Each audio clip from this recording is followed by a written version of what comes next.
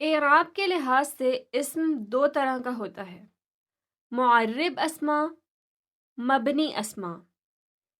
معرب اسماء کی مزید دو اقسام ہوتی ہیں، منصرف یا منون اسماء، غیر منصرف یا غیر منون اسماء۔ اس سے پہلے ہم اس سیریز کے پارٹ نمبر 4 میں منصرف یا منون اسماء کے بارے میں جان چکے ہیں،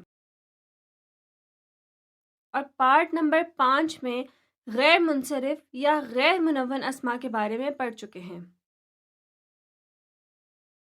اس ویڈیو میں ہم مبنی اسماء کی اعرابی حالت کو سمجھنے کی کوشش کریں گے، تو آئیے شروع کرتے ہیں۔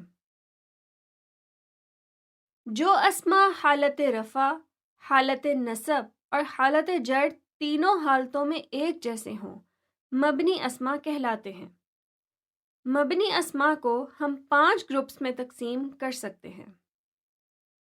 گروپ نمبر 1، اسماء موصولہ مبنی اسماء ہوتے ہیں، جیسے الذی، الذی، الذی، الذین، الذین، الذین، اللاتی، اللاتی، اللاتی، اللاتی، اللاتی، اللاتی۔ گروپ نمبر 2، اسماء اشارہ قریب یا بعید مبنی اسماء ہوتے ہیں، جیسے ھذا، ھذا، ھذا، ھذہ، ھذہ، ھذہ، ذالک، ذالک، ذالک، تلک، تلک، تلک۔ گروپ نمبر 3، اسماء ضمیر مبنی اسماء ہوتے ہیں، جیسے ہوا، ہوا، ہوا، ہیا، ہیا، ہیا، انت، انت، انت، انتی، انتی، انتی۔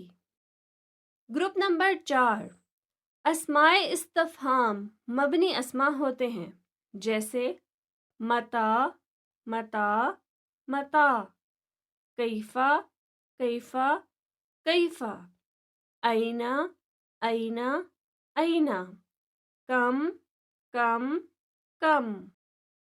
گروپ نمبر 5، حضرت موسیٰ علیہ السلام اور عیسیٰ علیہ السلام کے نام بھی مبنی اسماء ہوتے ہیں، جیسے موسیٰ، موسیٰ، موسیٰ، عیسیٰ، عیسیٰ، عیسیٰ۔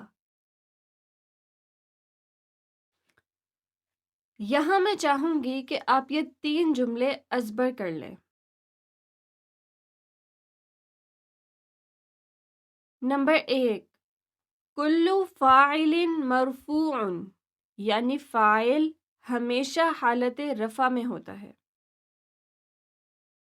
نمبر 2، کل مفعول منصوب، یعنی مفعول ہمیشہ حالت نصب میں ہوتا ہے۔ نمبر 3، کل مضاف الیہ مجرور، یعنی اسم جب حالت جر میں ہو تو نہ یہ فاعل ہوتا ہے اور نہ ہی مفعول، بلکہ پھر اسم اضافی حالت میں ہوتا ہے۔